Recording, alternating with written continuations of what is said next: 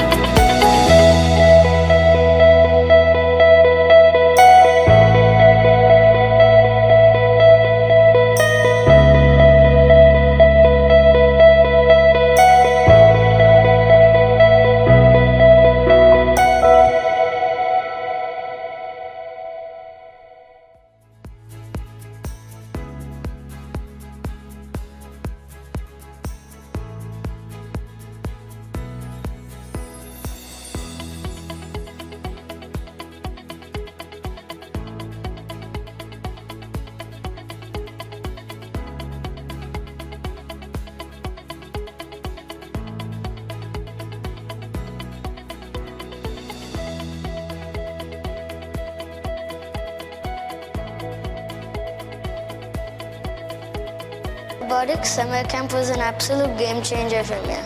As a student with a budding interest for hands-on activity and technology, we learned various concepts and also we made different senses with the Lego parts. I'd like to talk about my experience in robotics. My experience in robotics was very great. I like it how the Lego bricks are very used, and to realize that Lego also makes different types.